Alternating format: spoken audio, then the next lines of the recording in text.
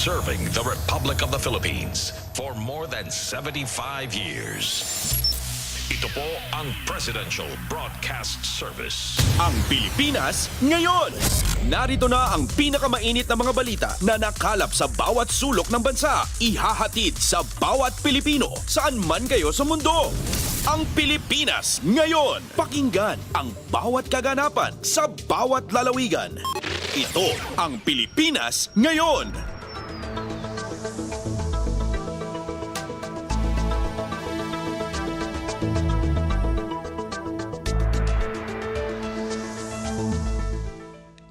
Magandang araw po sa ating mga tagapakinig. Welcome po ulit sa ating programang Ang Pilipinas Ngayon. Sa ngalan ni Ven Blones, ito po si Steph Vicente. Samahan niyo po ako sa kabuuan ng ating palatuntunan.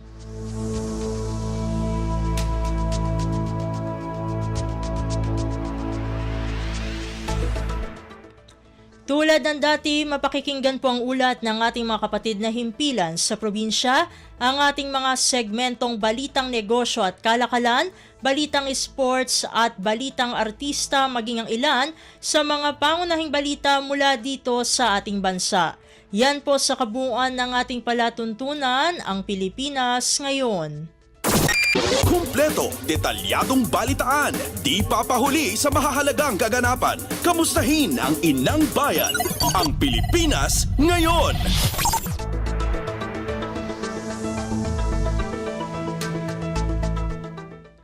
Sa mahahalagang balita, pinangunahan ni Pangulong Ferdinand R. Marcos Jr. ang opening ceremony ng 2024 National Peace Consciousness Month o NPCM, maging ang komemorasyon ng ika-28 anibersaryo ng 1996 Final Peace Agreement o FPA kasama ang Moro National Liberation Front o MNLF sa Palasyo ng Malacanang nitong Lunes, Setyembre 2. Ang NPCM para sa taong ito ay mayroong tema na Peace Month 20, Bagong Pilipinas, Transforming Minds, Transforming Lives. Pinangunahan ng Office of the Presidential Advisor on Peace, Reconciliation and Unity o OPAPRU ang naturang pagdiriwang. Narito naman ang kabuuan ng naging talumpati ni Pangulong Ferdinand R. Marcos Jr. kaugnay ng 2024 National Peace Consciousness Month o NPCM.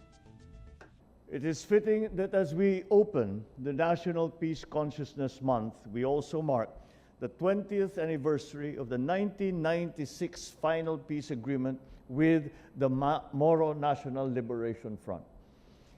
This momentous occasion brings us back to a defining chapter in our history, when the government and the MNLF formally ended the decades-long struggle. From the forging of the 1976 Tripoli Agreement under my father's administration, to the signing of the 1996 Final Peace Agreement, we have demonstrated mutual respect and strong collaboration and a burning desire for peace. In our broader quest for peace, we have also engaged other stakeholders in helping us forge a path towards meaningful autonomy for the Bangsamoro. In 2014, the Comprehensive Agreement on the Bangsamoro was signed. The journey was long and it was difficult. Negotiations sometimes stalled, and there were occasions of very difficult areas of impasse.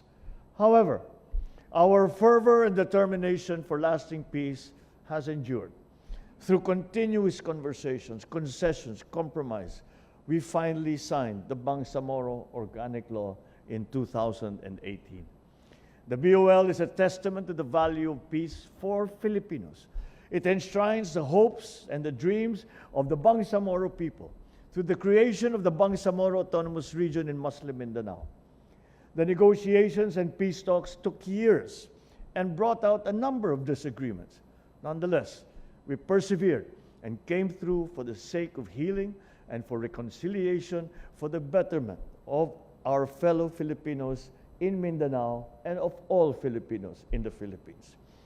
Not only did our efforts lead to peace, it also resulted in increased investments, generated more employment, helped lower the poverty incidence in BARM. I extend my gratitude to the men and women of the MNLF, under the leadership of Chair Nur Miswari and Chair Muslimin Sema, for your steadfast commitment as natural allies of this administration, and of course, as our brothers, our partners and sisters in peace. Let me recognize your support in our anti-terrorism campaign, particularly in the provinces of Basilan, Sulu, and Tawi-Tawi, where insurgency was among its foremost concerns. We also acknowledge our international partners. We would not have progressed this far without your help, without your guidance.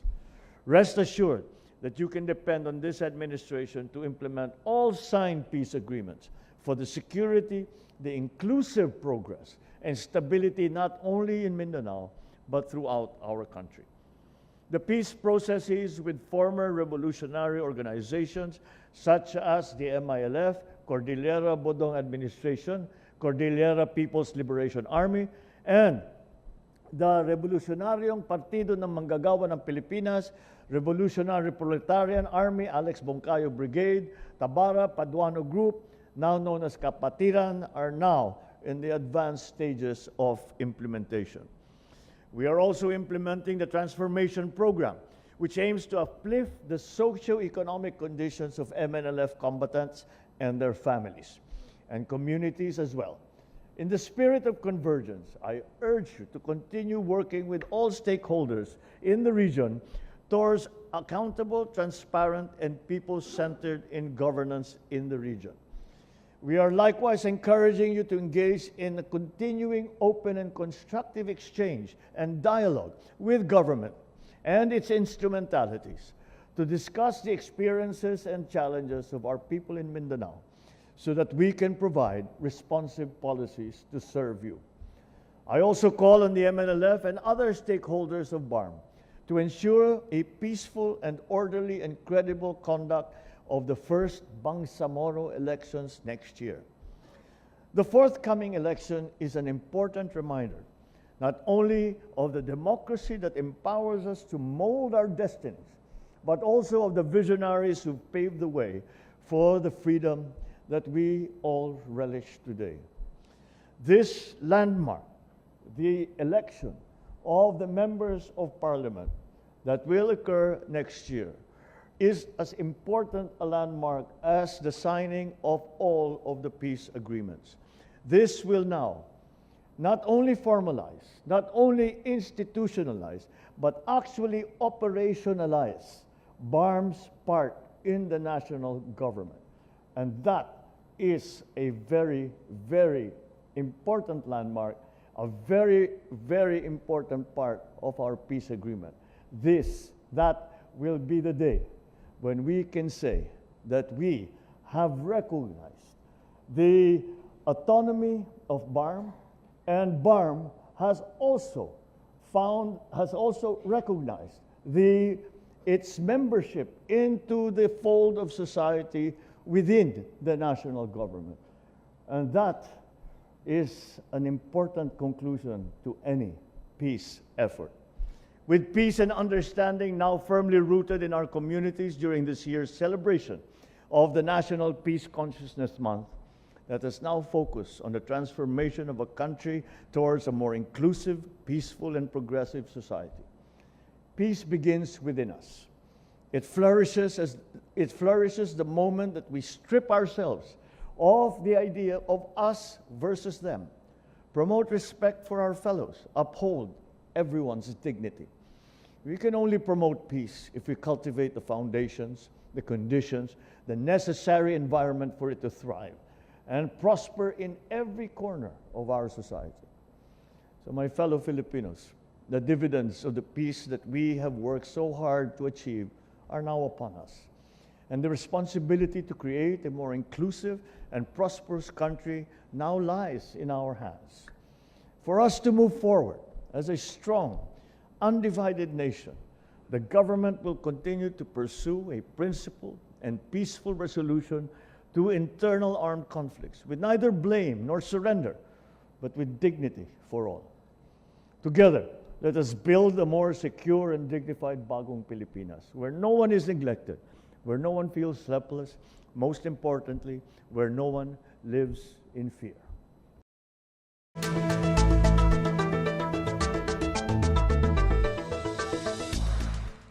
Si Pangulong Ferdinand R. Marcos Jr.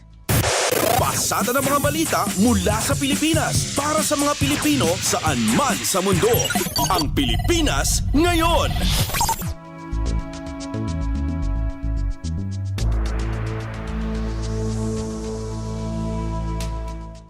Samantala, dumalo si Pangulong Ferdinand R. Marcos Jr. sa selebrasyon ng ika-56 na anibersaryo ng 250th Presidential Airlift Wing o PAW sa Villamor Air Base sa Pasay City ngayong Lunes, Setyembre 2. Pinangunahan ni Pangulong Marcos ang pagbibigay ng parangal sa mga natatanging kawani at unit ng PAW.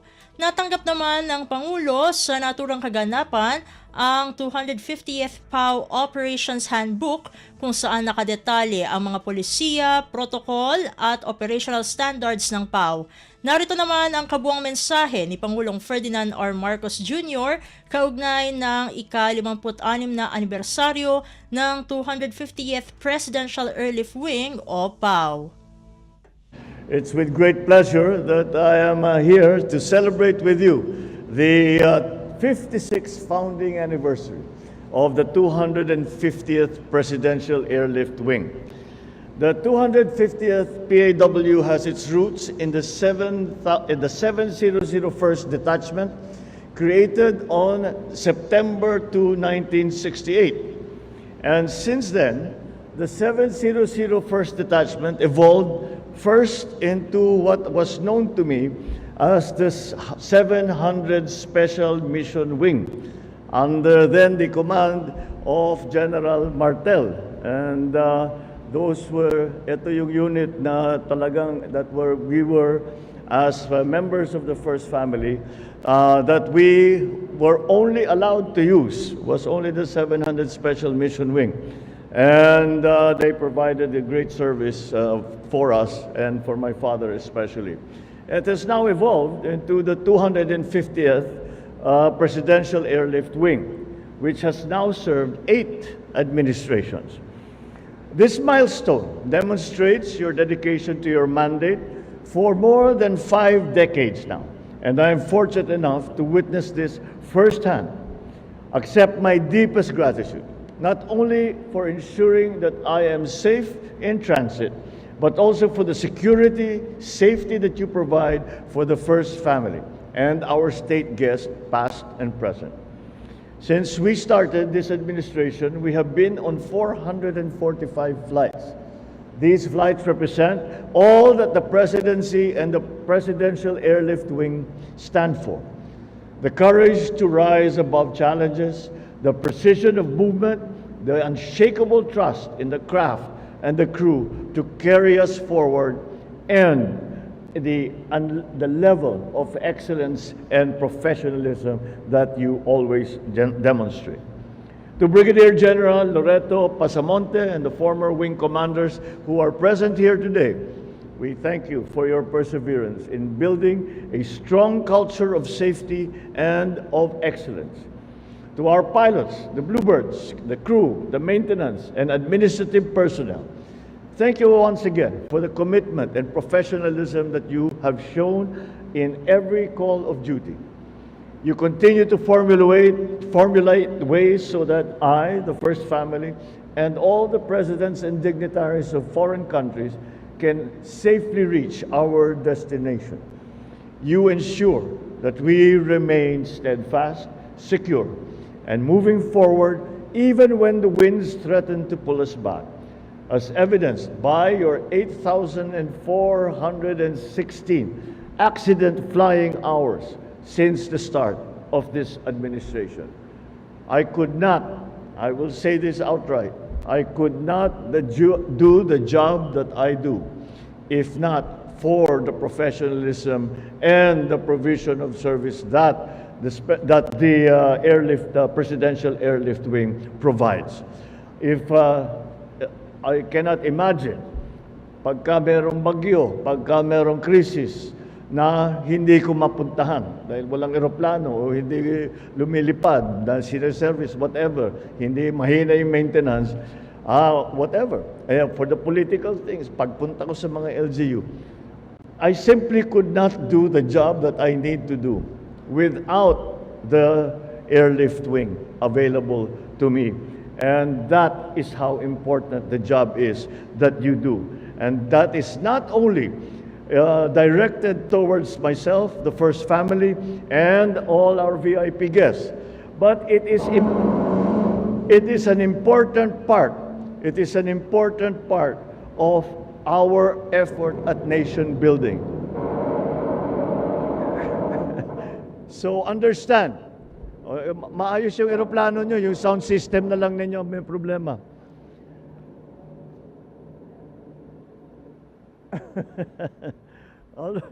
Well, maybe we can attribute that to the weather. But nonetheless, once that I said, it is not only a service that you provide for me and for the First Family and for our guests and our VIP guests, but it is a service that you provide for the country. That is how important a job it is that you do. You enable me and the cabinet members to fly around the country in support of humanitarian and assistance and disaster response missions. This you are doing despite the danger, that disaster that we might meet on land. Through your service, we have been able to assess the surroundings, to be with our people, to help our fellow men and women in the fastest and safest way possible. Like the journey of our nation, there will be times of turbulence, moments when the path seems uncertain and the horizon is not clear. Through it all, we put our trust in you and in each other to reliably weather any storm like this one that we are weathering now. Very good.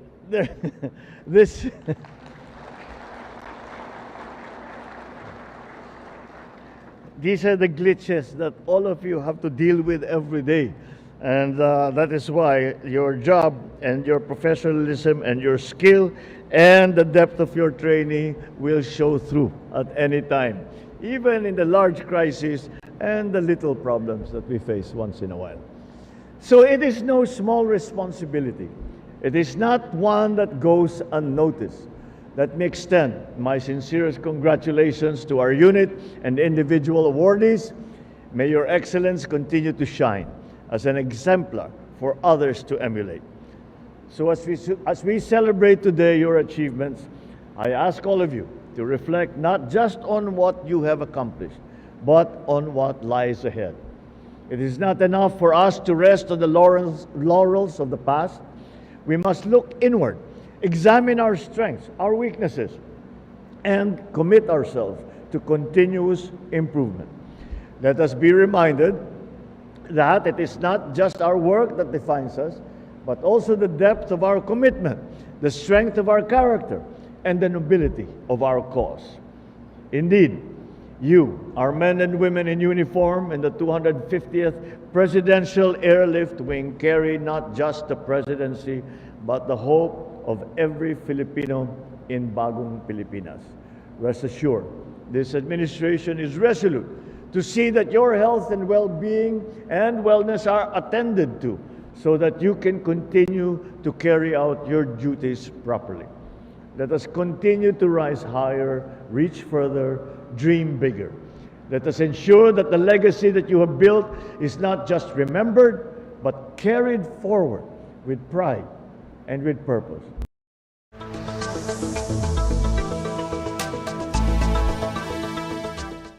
Si Pangulong Ferdinand R. Marcos Jr. Kumpleto, detalyadong balitaan, di papahuli sa mahahalagang kaganapan. Kamustahin ang inang bayan, ang Pilipinas ngayon.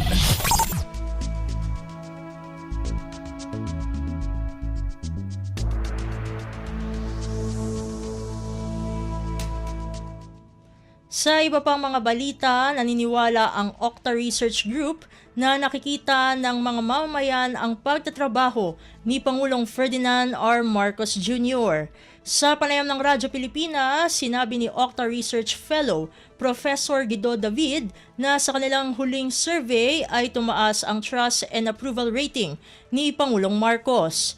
Isa niya sa nakita na nagawa ng Administrasyong Marcos ang pagtugon sa sahod ng mga manggagawa. The administration's working. Hindi lang naman yung Pangulo natin yung responsible dito. I mean, because we don't want to minimize yung contributions ng lahat ng ating mga government employees na tumutulong dito sa pagtatrabaho natin. But of course, under the leadership of the President yan. So, yan yung nagre-reflect. And nakita naman natin na patuloy na tinutugon na naman ang ating mga problema. Paliwanag ni David, mataas ang inflation ngayon pero hindi lamang ito suliranin ng Pilipinas kung hindi sa buong mundo. Dulot ito aniya ng mga tensyon at digmaang nangyayari sa ibang bansa at kasamang naapektuhan ang iba't ibang bansa kabilang ang Pilipinas. But the government is making the right moves at may ginagawa sila. Hindi naman sila nakaupo lang at nagpapapogi. May mga ganyan tayong nakikita, mga changes. So these changes, yun yung nag-reflect dito sa survey na there's a continued effort. And also, the administration nakafocus lang sa trabaho. Si Octa Research Fellow Professor Guido David. Pasada ng mga balita mula sa Pilipinas para sa mga Pilipino saan man sa mundo. Ang Pilipinas ngayon.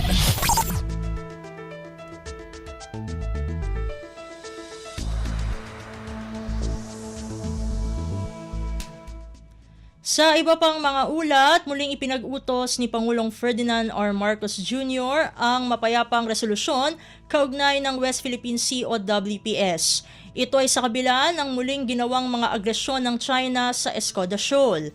Ayon sa National Maritime Council o NMC, atas ng Pangulo na isulong ang diplomatikong pamamaraan at mga mekanismo sa rules-based international order. Tiniyak naman ng NMC sa publiko na hindi isusuko ang Pilipinas sa mga ginagawang harassment at aggression ng China. Kumpleto, detalyadong balitaan, di papahuli sa mahahalagang kaganapan. Kamustahin ang inang bayan, ang Pilipinas ngayon.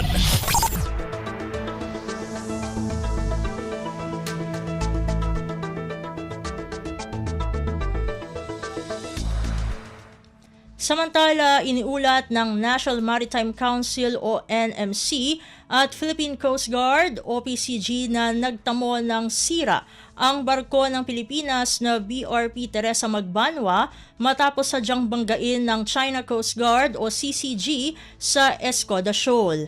Ayon kay PCG spokesperson Commodore J. Tariela, pinalibutan ang BRP Teresa Magbanwa ng ilang Chinese Maritime Forces at militia vessels sa iba't ibang bahagi malapit kung saan nakaangkla ang barko ng PCG. Sa ulat ni Tariela, alas 8:50 ng umaga noong Sabado, itinaas ng BRP Teresa Magbanwa ang angkla nito para magpalaot. Alas 12:07 ng tanghali aniya, habang naglalayag ang barko ay bigla itong binangga ng CCG Vessel 5202 na nagresulta sa pagtama sa port bow ng barko ng Pilipinas. Bukod pa rito, binangga rin ng CCG Vessel 5202 ang starboard quarter ng Magbanwa. Sinabi naman ni Tariela na intentional at direkta ang ginawang pagbangga ng CCG sa port beam ng barko ng Pilipinas. China Coast Guard Vessel 5205 carried out a dangerous maneuver resulting to its direct ramming on the port bow of MRRB 9701. Obviously, the Chinese Coast Guard Vessel 5202 has ignored collision regulation because of such action. And then what happened next after this in 1207 is that it would turn around and then it will reach the starboard quarter of the vessel. It will also directly and intentionally ram MRB 9701 on our starboard quarter. A few minutes after it carried out a dangerous maneuver and rammed the port bow of Teresa Magbanwa. After this, it went around and then did another ramming to to China Philippine Coast Guard vessel. On the port name of MRV 9701, China Coast Guard 5202 has once again directly and intentionally rammed the Philippine Coast Guard vessel. It is important for us to take note that this ramming happened despite of our unprovoked action and presence in Escoda Shoal. The Philippine Coast Guard vessel did not provoke or did not do anything while we are loitering around Escoda Shoal, but the Chinese Coast Guard carried out dangerous maneuvers despite of being unprovoked.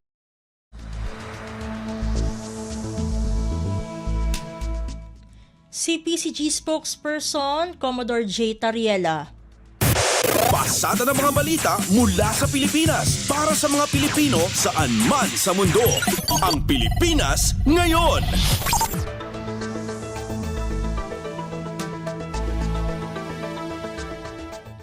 Sa iba pang mga balita, mga tropa ng Armed Forces of the Philippines o AFP nais na italaga sila sa frontline sa gitna ng ginagawang harassment ng China sa West Philippine Sea o WPS. Ito ang naging pahayag ni AFP spokesperson Colonel Francel Margareth Padilla matapos ang huling insidente sa Escoda Shoal noong Sabado kung saan 3 beses binangga ng China Coast Guard vessel ang Philippine Coast Guard vessel na BRP Teresa Magbanwa. Ang detalye ng balitang ito mula kay Leo Sarne. Lalong nag-aalab ang pagmamahal sa bayan ng mga tropa ng Armed Forces of the Philippines o AFP sa gitna ng sunod-sunod na insidente ng pangaras ng China sa West Philippine Sea. Ito ang sinabi ni AFP spokesperson Colonel Francel Margareth Padilla matapos ang huling insidente sa Escoda Shoal noong Sabado kung saan 3 beses binangga ng Chinese Coast Guard vessel ang Philippine Coast Guard vessel BRP Teresa Magbanwa. Ayon kay Padilla, sa gitna ng mga kaganapang ito ay lalong tumitindi ang will to fight ng mga sundalo para ipagtanggol ang karapatan ng bansa. Sa katunayan niya ay mataas ang moral ng mga sundalo at marami sa mga ito ang nakahanda na magpa-assign sa frontline sa West Philippine Sea. Nagpahayag din ng kasiyahan si Padilla sa suporta ng mga mamamayan sa AFP base sa huling survey ng Octa Research kung saan 8 sa 10 Pilipino ang handang makipaglaban kasama ang AFP at 7 sa 10 ang nagpahayag ng pagtitiwala sa sandatahang lakas. Mula sa AFP, ito si Leo Sarne para sa Radyo Pilipinas. Kumpleto, detalyadong balitaan, di papahuli sa mahahalagang kaganapan. Kamustahin ang inang bayan, ang Pilipinas ngayon.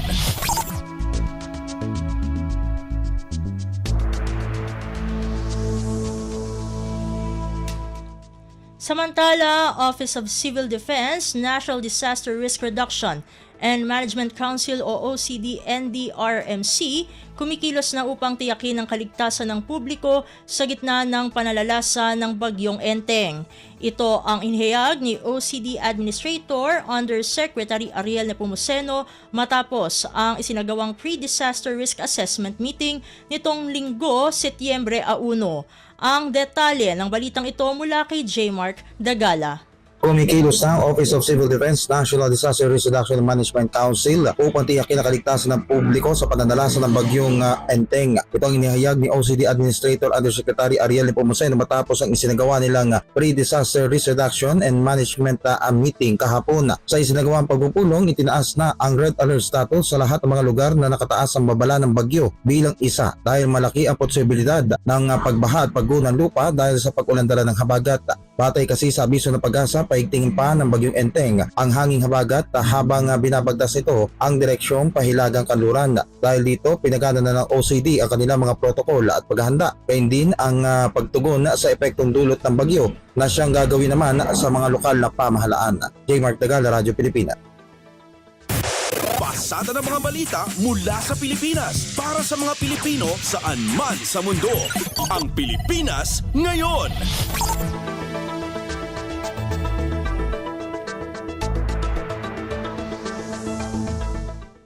Sa iba pang mga balita, Polish Foreign Minister Radoslaw Sikorski nakatakdang bumisita sa Pilipinas sa Setyembre 3, araw ng Martes para sa isang state visit. Makikipagpulong si Sikorsky kay Foreign Affairs Secretary Enrique Manalo at tatalakayin ng dalawang leader ang pagpapalakas ng bilateral na ugnayan at magpapalitan ng pananaw sa mga mahahalagang isyung rehiyon o pangrehiyon at pandaigdigan. Ang detalye ng balitang ito mula kay EJ Lazaro. Inaasahang bibisita sa Pilipinas bukas, 1 ng Setyembre, si Polish Foreign Minister Radosław Sikorski para sa isang state visit nito na magtatagal hanggang sa araw ng Huwebes, 5 ng Setyembre. Ayon sa Department of Foreign Affairs o DFA, ang pagbisitang ito ni Sikorski sa bansa ay ang kauna-unahang stand-alone visit ng isang Polish Foreign Minister at nataon sa 80 anibersaryo ng diplomatikong relasyon sa pagitan ng Pilipinas at Poland. Si Minister Sikorski na nauna ng bumisita sa bansa noong 2006 bilang Defense Minister ay makikipagpulong kay Philippine Foreign Secretary Enrique Manalo kung saan tatalakayin ng dalawang leader ang pagpapalakas ng kanilang bilateral na ugnayan at magpapalitan ng pananaw sa mga mahalagang isyong regional at pandaigdigan. Maliban dito ay makikipagpulong din ang Polish Minister sa iba pang matataas na opisyal ng gobyerno ng Pilipinas. Ang sinasabing pagbisita rin ni Sikorski ay bahagi ng mas malawak pa na official travel nito sa Timog Silangang Asya. Ito si EJ Lazaro para sa Radyo Pilipinas. Kumpleto, detalyadong balitaan, di papahuli sa mahahalagang kaganapan. Kamustahin ang inang bayan, ang Pilipinas ngayon.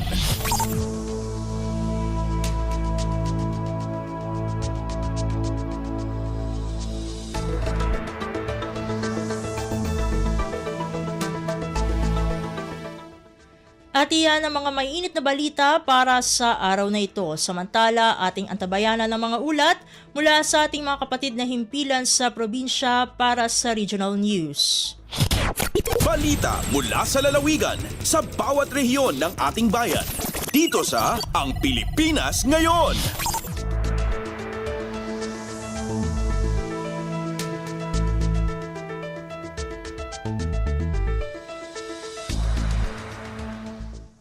Narito na ang bugso ng ating mga regional news. Dumako muna tayo sa rehiyon ng Luzon.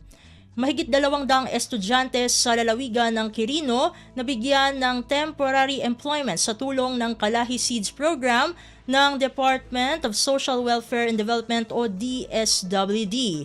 Narito ang buong balita na ihahatid sa atin ni April Racho mula sa Tugigaraw. Nasurok duwa gasot nga estudyante tinaduma-duma nga State Universities and Colleges no SUC City Provincia ti Quirino tinaiyawatan ti tulong babaan ti kapit bisig laban sa kahirapan, Comprehensive and Integrated Delivery of Social Services wenno Kalahi Seeds Program ti Department of Social Welfare and Development wenno DSWD Region 2 agarup 240,000 pesos tinaiwaras kadagiti duwa gasot kan talong estudyante ti probinsya babaan iti kapangyarihan at kaunlaran sa barangay cash for work modality ti programa. Ganad daytoy ang makaipaay ti temporary employment kadagiti agtutubo ken masuruan dapay nga agtrabaho. Kagidan dayta ti panangipaay ti financial support kabayatan nga dada iti transition stage manipud iti pagadalan agturong iti panagtrabaho. Dagiti nasawa benepisyaryo ket estratehiko ana iwaras kadagiti na duma-duma a campus offices ken kadagiti national government agencies ken naiyawatan ti trabaho an nakalinya iti kursuda. Dayto nga inisyatibo ket pasot ti commitment ti programa a suportaran dagiti agtutubo para iti professional growth ken panagtalag iti kabaelanda. Dayta ti damag manipud Tugigaraw City dayti ni April sa Lucon Radyo para iti Radyo Pilipinas World Service. Balita mula sa lalawigan sa bawat rehiyon ng ating bayan. Dito sa Ang Pilipinas Ngayon.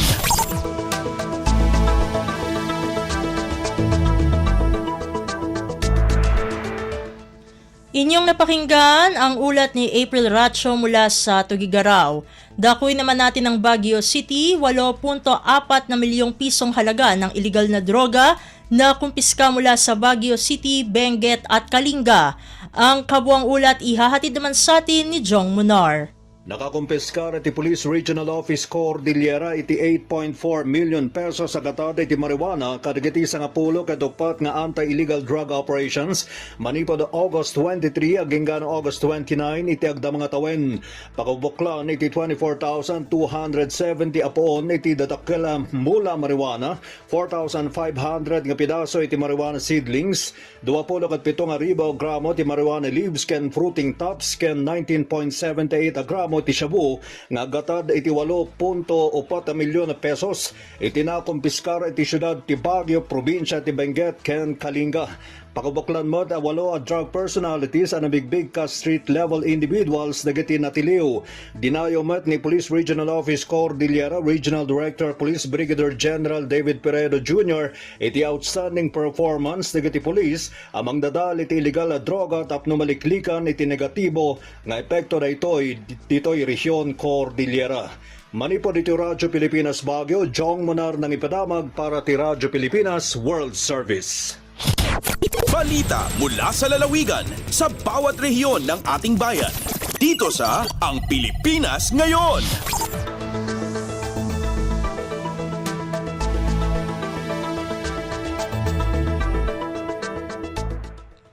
Inyong napakinggan ang ulat ni Jong Munar mula sa Baguio City. Dumako naman tayo sa Virac.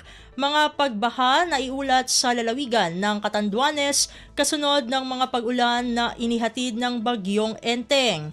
Ang detalye ng balita ihahatid naman sa atin ni Juris de la Rosa.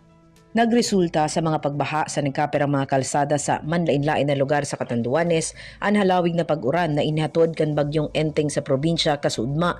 Medyo naglangkaw man ang level kan mga sadog digdi matapos ang magdamlag na pag-uuran.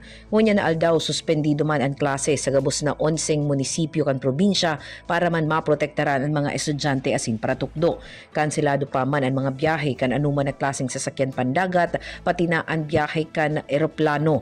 Kasudma na i-report man ang duwang parasila na nawawara pero ini nakauli na sigun sa pinakahuring update sa mga pamilya kaini. Sa ngunyan aktibo ng nagsasagibon ng clearing operations ang mga lokal na otoridad para sa iba pang naging danyos kan Bagyong Enteng sa indang mga lugar. Halivera Catanduanes, si Juris de la Rosa para sa Radyo Pilipinas World Service.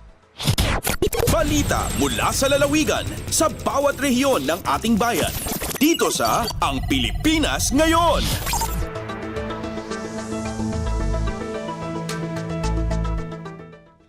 Inyong napakinggan ang ulat ni Juris de la Rosa mula sa Virac. Pumunta naman tayo sa rehiyon ng Kabisayaan. Lokal na pamahalaan ng Canlaon City, Negros Oriental, sinuspinde ang pasok ngayong Lunes.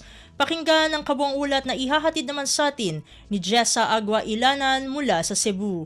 Kanselado ang klase sa tibuok dakbayan sa Canlaon, Negros Oriental karong adlaw nga Lunes, Setyembre 2, tuig 2024. Kinihuman gipirmahan ni Canlaon City Mayor Jose Chubasco Cardenas ang Executive Order No. 60 Series of 2024. Matod sa maong kamanduan, suspendido ang klase gikan sa preschool, elementary, junior high school ug senior high school sa tanang pampubliko ug pribadong tunghaan sa tibuok dakbayan nunot sa peligro nga dala sa lakat sa panahon. Bisan tuod ug layo ra sa sentro sa Bagyong Enteng ang Canlaon City, lakip ang dakbayan sa makasinati sa pag-uwan dala sa southwest monsoon nga mas kipakusog sa bagyo. Nasayran nga pabiling gibantayan ang bulkang Canlaon nga anaa nahimutang sa maong dakbayan og sikbit nga mga dapit. Human nga nakasinati kini og lahar sa pagbuto niini buwan sa Hunyo ning tuig 2024 nga gisundan sa kusog nga ulan. Ang Canlaon City ang nagbinugto nga LGU sa lalawigan sa Negros Oriental nga direktang apektado sa pag-alboroto sa bulkang Canlaon samtang dunay 5 ka LGU nga sakop sa Negros Occidental ang giila isip area of concern sa Canlaon Volcano Unrest. Gikan sa RP1 Cebu, sa Agua Ilanan para sa Radyo Pilipinas World Service. Balita mula sa lalawigan sa bawat rehiyon ng ating bayan. Dito sa Ang Pilipinas Ngayon.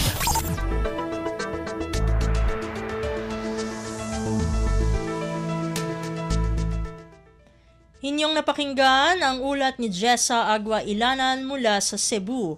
Puntahan naman natin ang Iloilo. Mahigit 100 guro sa kindergarten hanggang grade 3 sa Iloilo sumailalim sa pagsasanay upang mapahusay ang kanilang pamamaraan sa pagtuturo gamit ang Oral Graphic Symbolic Language Program. Narito naman si Bing Pabiona para sa detalye ng balita. May isa kagatos ka mga manunudlo sa kindergarten tubtob grade 3 sa Iloilo ang nagupod sa paghana sa good mapaayo ang ilang mga pamaagi sa pagtudlo gamit ang Oral Graphic Symbolic Language Program. Ang paghanas nagatuyo nga ihanda sila bilang trainers sa iban nga manunudlo para sa Bulig Eskwela Basa nga inisyatiba sang gobyerno probinsyal nga ipatuman sa mga pilot municipalities sang Haniway, Lambunaw, Carles, Dingle, Oton kag San Miguel. Ang sessions ginpangunahan sa Department of Education Public Schools District Supervisors na nagasakop sa mga topiko sang sound symbol overlay, building word power, and language incorporation kag workshop on work application plan. Nagatuyo ini sa mas malapad nga bulig eskwela sang probinsya o kon Best Province Program para i-standardize ang pagtudlo sa pagbasa kag mapaayo nga makahibalo sa pagbasa kag pagsulat ang bumulotho. Ang duha ka adlaw nga paghana sa Teaching Reading the Oral Graphic Symbolic Language Way ginhiwat sa Citadines, Amigo, Iloilo City sang August 30 tubtob 31, 2024 sa pagpanguna sang Iloilo Provincial Government sa kolaborasyon sang Regional Education Council kag DepEd Schools Division Office of Iloilo. Gikan sa Iloilo, Bing Pabiona para sa Radyo Pilipinas World Service. Balita mula sa lalawigan sa bawat rehiyon ng ating bayan. Dito sa Ang Pilipinas Ngayon.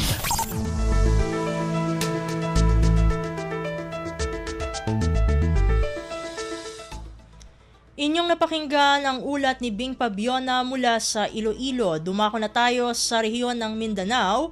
Mahigit 1,000 benepisyaryo mula sa MILF decommissioned combatants at kasapi ng kanilang komunidad na bigyan ng iba't ibang serbisyo sa ginanap na serbisyo caravan ng pamahalaan. Ang kabuang ulat ihahatid naman sa atin ni Marcel Dasalia mula sa Davao. Kapin usa ka libo ka mga benepisyaryo gikan sa MILF decommissioned combatants ug mga sakop sa ilang komunidad ang naka-avail sa nagkadayang serbisyong gihatag sa panggamhanan pinaagi sa Inter-Cabinet Cluster Mechanism on Normalization o ICCMN niadtong adlaw Huwebes, Agosto 29 sa Camp Badre, Barangay Sefaran, dato o din sinsuwat sa probinsya sa Maguindanao del Sur niadtong milabayng Huwebes, August 29. Gipangunahan sa Office of the Presidential Advisor on Peace Realization and Unity kon OPAPRO o ang Office of the Special Assistant to the President kon OSAP kauban ang Initiative for Dialogue and Empowerment through Alternative Legal Services o IDEALS ang maong caravan. Ana sa 17 ka ahensya sa gobyerno ang miapil lakip na dinhi ang PhilHealth, DOH, PSA, DSWD, PNP, AFP, DOST, DICT ug uban pa. Gikalipay usab sa mga benepisyaryo ang nagkadayang serbisyong ilang nadawat ug nagpasalamat kini og dako sa suportang gihatag kanila sa panggamhanan. Ang caravan niadtong Huwebes ang ikatulo og ulahing leg sa ICCMN Peace Caravan ning tuiga. Gikan sa Radyo Pilipinas, Davao, Marcel Mamon Dasalia para sa Radyo Pilipinas World Service. Balita mula sa lalawigan sa bawat rehiyon ng ating bayan. Dito sa Ang Pilipinas Ngayon.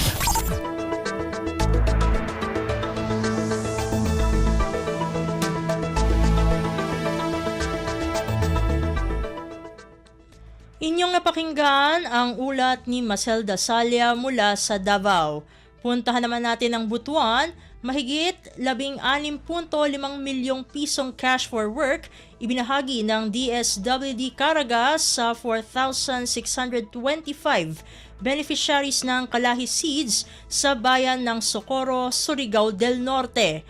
Ang detalye ng balita ihahatid sa atin ni Jocelyn Morano.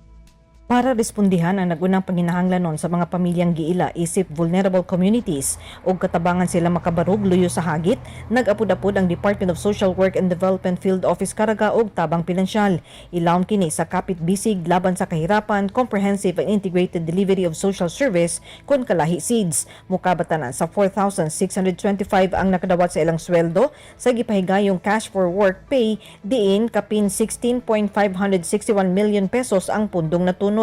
Ang 4,625 ka mga benepisyaryo puros lumulupyo sa lungsod sa Socorro, Surigao del Norte, diin sa maong ihap 105 dinhi mga taga-sitio Kapihan returnees o ang 1,110 residente sa sitio Kapihan sa tinguha nga ma-address ang ilang resettlement needs. Kini ang lugar sa controversial nga Socorro Bayanihan Services Incorporated nga nalambigit sa daghang kahiwian apil ang issue sa child marriages. Target mapailawom sa programa ang 14 ka mga barangays sa lungsod sa Socorro. Gikan sa RP Butuan, kini si Jocelyn Morano para sa Radyo Pilipinas World Service.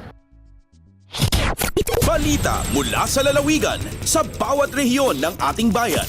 Dito sa Ang Pilipinas Ngayon.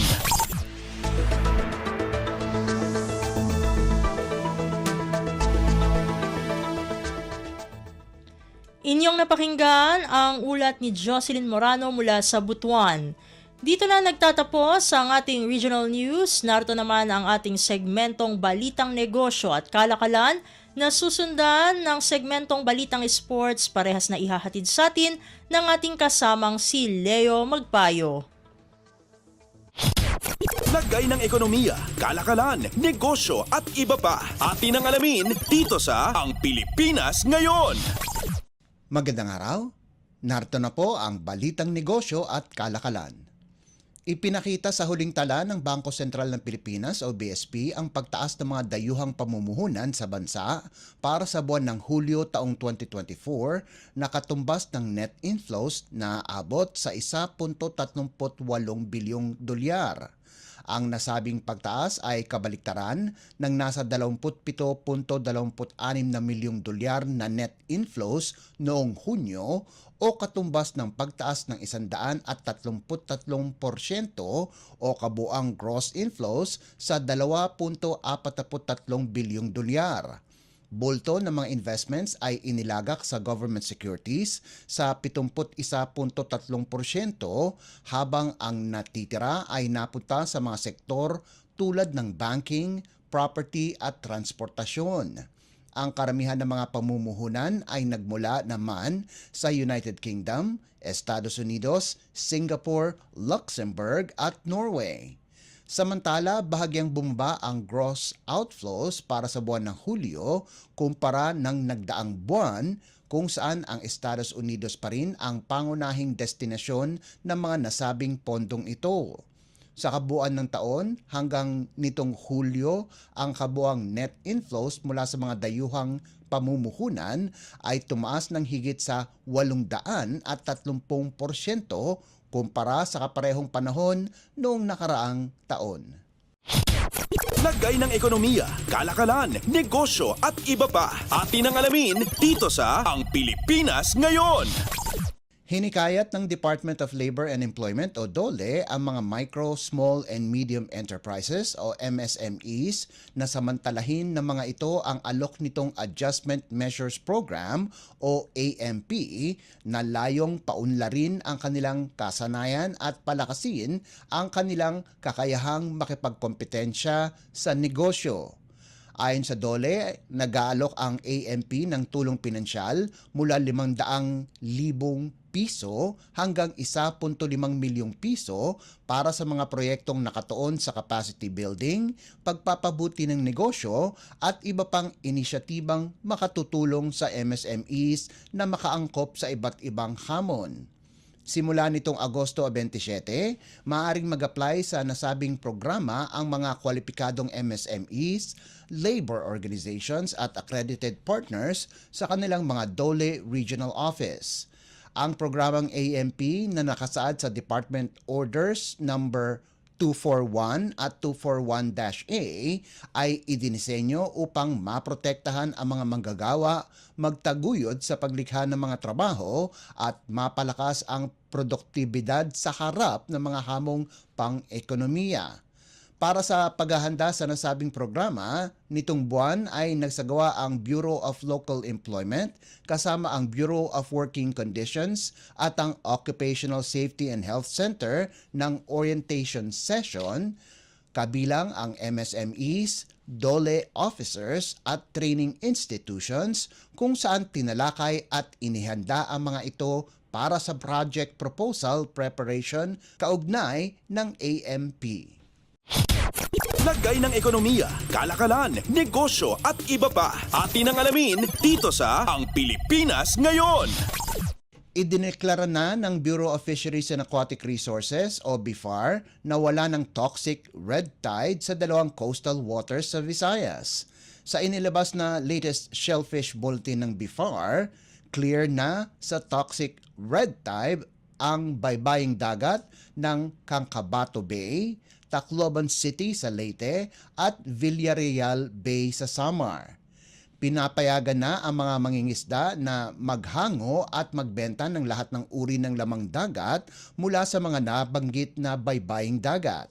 Samantala, nananatili namang ban at bawal pang kainin ang mga shellfish sa Dumanguillas Bay sa Zamboanga del Sur, coastal water ng San Benito sa Surigao del Norte, Daram Island, Zumaraga Island, Irong-Irong Bay, Cambatutay Bay sa Samar, Matarinaw Bay sa Eastern Samar, Carigara Bay sa Leyte, coastal waters ng Tungawan sa Zamboanga Sibugay Province, Maqueda Bay sa Samar at Puerto Princesa Bay sa Puerto Princesa City sa Palawan. Ayon sa BIFAR, positibo pa sa paralytic shellfish poison o toxic red tide ang mga lamang dagat sa nabanggit na coastal waters. Lagay ng ekonomiya, kalakalan, negosyo at iba pa. Atin ang alamin dito sa Ang Pilipinas Ngayon. Bukas na rin sa publiko tuwing Sabado ang mga tanggapan ng Land Transportation Office o LTO sa Metro Manila para sa iba't ibang transaksyon. Sa abiso ng LTO National Capital Region o NCR, kabilang dito ang kanilang 24 na district at extension offices at 11 licensing center sa buong Metro Manila ay binuksan na rin sa publiko. Layunin ng programa na mapagsilbihan ang mga kliyente ng LTO na Sabado lang may libreng panahon para sa transaksyon. Ang pagbubukas ng tanggapan ng LTO sa NCR ay sinimulan mula nitong nakaraang Sabado, Agosto at 31. Lagay ng ekonomiya, kalakalan, negosyo at iba pa. Atin ang alamin dito sa Ang Pilipinas Ngayon. At para naman sa sports balita, updates at pinakahuling mga usapin sa mundo ng palakasan. Atin ang pakinggan dito sa Ang Pilipinas Ngayon. muntikan ng maka-triple-double si Alan Durham sa panalo ng Meralco Bolts 109-99 laban sa Northport sa 2024 PBA Governors Cup na ginanap sa Ninoy Aquino Stadium. Nakalabing-siyam sa kanyang 34 na puntos si Durham sa importanteng third quarter habang nagdagdag pa ito ng 16 na rebounds at 9 na assist. Manipis ang lamang ng Bolts sa halftime 52-49 bago nagpakawala ng husto si Durham sa third period kung saan nakuha niya ang 7 field goals kasama na ang 2 3-pointers. Nagtapos naman ng may 23 puntos si Chris Banchero habang nag-ambag si Bong Quinto ng 18 markers. Napaganda ng Meralco ang kanilang record sa 3-1 kung saan katabla nila ang TNT sa number 1 spot sa Group A habang bumagsak ang Batang Pier sa 2-2. Si Arvin Tolentino ang nanguna sa Northport sa nagawa nitong 21 puntos. Ang kanilang import na si Venky Joyce ay umupo na sa final quarter dahil sa natamo nitong injury. Updates at pinakahuling mga usapin sa mundo ng palakasan. Atin ang pakinggan dito sa Ang Pilipinas Ngayon. Pangako ni para-swimmer Ernie Gawilan na ibibigay niya ang lahat sa kanyang huling partisipasyon sa 17th Paralympic Games sa Paris, France. Hindi nakakuha ng medalya si Gawilan sa men's 200-meter individual medley SM7 at balak niyang bumawi sa 400-meter freestyle S7 race itong Lunes na gaganapin sa Paris La Défense Arena. Si Gawilan ang pinakamagaling sa event na yon sa Asia kung saan nakuha niya ang gintong medalya sa 2018 Asian Para Games sa Jakarta at sa 2022 edition sa Hangzhou, China. Pumesto lamang siya sa pang-anim sa 200-meter individual medley. Ang 4-time Asian Para Games gold medalist na si Gawilan ay sinama sa grupo nina Inaki Basilov ng Argentina, Andriy Trusov ng Ukraine, Yosjaniel Hernandez Velez ng Cuba at Yurii Shenhur na isa pang Ukrainian sa 400-meter freestyle. Naungusan ni Basilov si Trusov para sa gintong medalya sa 200-meter individual medley finals. Kapag nakapasok si Gawilan sa heats, ang finals ng 400-meter freestyle ay gagawin sa Martes. May 3 pang atleta ang Pilipinas na masisilayan sa games, sina para swimmer Angel May Otom sa 50-meter backstroke S5 at 50-meter butterfly S5, wheelchair racer Gerald Mangliwan sa men's 100 meters T52 at Sandy Asusano sa women's javelin throw F54. Updates at pinakahuling mga usapin sa mundo ng palakasan. Atin ang pakinggan dito sa Ang Pilipinas Ngayon. Nakapasok ng finals ang Creamline Coal Smashers at magtatapat sila ng Akari Chargers sa 2024 Premier Volleyball League o PVL Reinforced Conference. Pahirapang nakuha ng Coal Smashers ang panalo laban sa Signal 20-25, 26-28, 25-18, 27-25 at 15-13 sa kanilang semifinal matchup na ginawa sa Mall of Asia Arena sa Pasay City. Ito ang kanilang unang salang sa Reinforced Finals sa loob ng 5 taon. Noong 2022 edition, nakuha ng Coal Smashers ang bronze medal. Binigay ng bataan ni Coach Sherwin Meneses ang lahat sa ika-4 na set kung saan 1 puntos na lamang at pasok na ang HD Spikers sa Championship Series sa score na 21-24. Subalit ang back-to-back kills ni Erica Staunton ang nagpalapit sa Creamline sa 1 puntos, 23-24, at nagkaroon ng net fault violation si MJ Perez kaya't tumabla ang laban sa 24-all. Nagtapos si Staunton ng may 38 puntos habang naka-triple-double si Bernadette Pons sa nagawa nitong 28 puntos, 24 na excellent receptions at 17 excellent digs. Maglalaban ang Creamline at Akari itong Lunes na gaganapin sa Smart Araneta Coliseum sa Quezon City.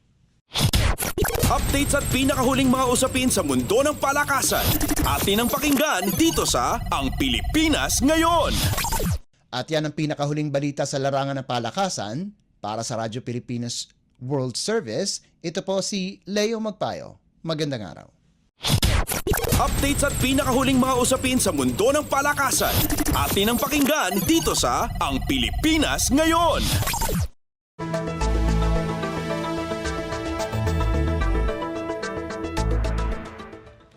Maraming salamat Leo para sa ating mga segmentong Balitang Negosyo at Kalakalan at Balitang Sports. Para naman sa ating mga kachismis, narito na ang ating segmentong Balitang Artista kasama ang nag-iisang si Mama JT. Ang latest, ang hottest sa showbiz and entertainment. Heto na sa Ang Pilipinas Ngayon.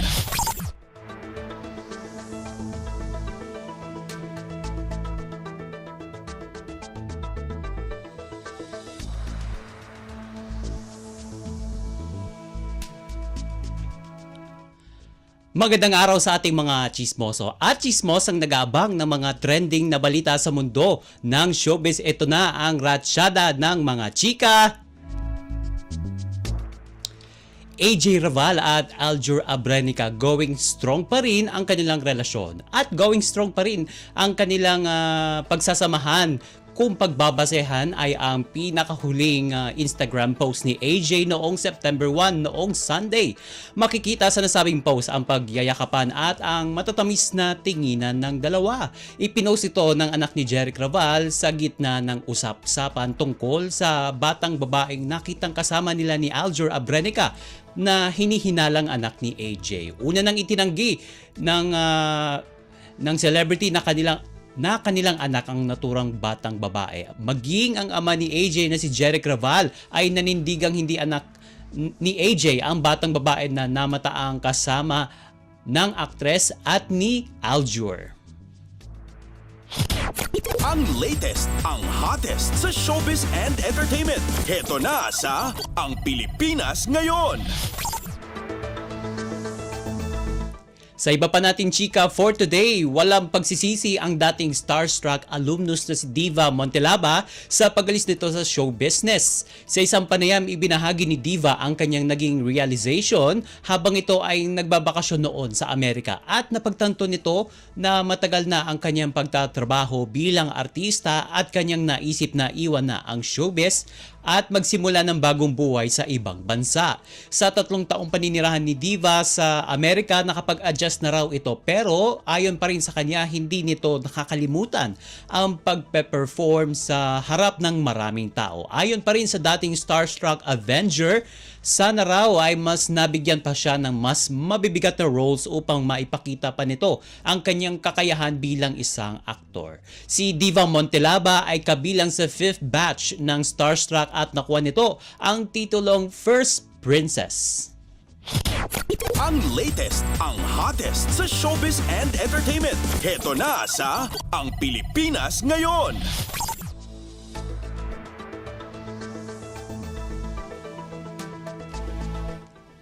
Sa huli natin chika for today, nagbalik pala on stage ang Filipino-Australian content creator at ang kasalukuyang kasintahan ng 2-time Olympic gold medalist at gymnast na si Carlos Yulo na si Chloe San Jose sa Sunday afternoon party program ng ABS-CBN Entertainment na ASAP. Sa kanyang comeback performance sa naturang show ay kanyang inawit ang hit song ng American pop singer na si Camila Cabello na Havana. At tila napahanga ng girlfriend ni Carlos Yulo ang mga manonood sa kanyang pagganta dahil noong 2019 pa ang huling performance nito sa Sunday afternoon program kung saan inawit niya ang kantang Dahan ni Jaire Lim. Bukod sa pagkanta, kilala rin si Chloe sa paggawa ng content online dahil isa rin itong modelo. Ang latest, ang hottest sa showbiz and entertainment. Heto na sa Ang Pilipinas Ngayon. At wala na tayong sapat na oras para sa ating balitang artista. Maraming salamat mga kachismi sa pakikinig sa aking mga chika for today. Ako po si Mama JT para sa Radyo Pilipinas World Service. Ang latest, ang hottest sa showbiz and entertainment. Heto na sa Ang Pilipinas Ngayon.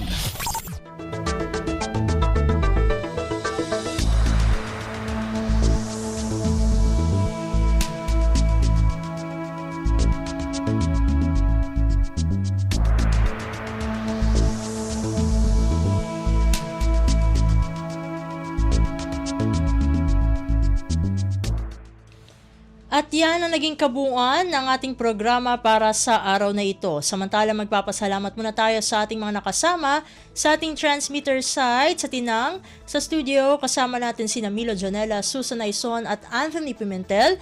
Pinasasalamatan din natin ang ating executive producer para sa araw na ito na si Jerome Toledo. Salamat din sa mga naghatid ng mga ulat mula sa Kamaynilaan at mga probinsya, pati na rin ang naghatid sa atin ng mga segmentong balitang negosyo at kalakalan at balitang sports na si Leo Magpayo at ng segmentong balitang artista na si Mama JT. At syempre, maraming salamat sa ating station manager na si Mr. Ray Sampang. Maraming salamat po hanggang sa susunod na edisyon ng ating palatuntunan. Huwag kalimutang mag-like, mag-follow at mag-subscribe na sa mga social media account o page ng Radyo Pilipinas World Service upang maging laging updated sa mga mahahalagang balita. Sa ngalan ni Ven Blones, ito po si Steph Vicente. Mabuhay po tayong mga Pilipino. At yan ang Pilipinas Ngayon. Muling samahan si Ven Blones sa parehong oras at alamin ang pinakahuling mga kaganapan at balita saan man kayo naroon.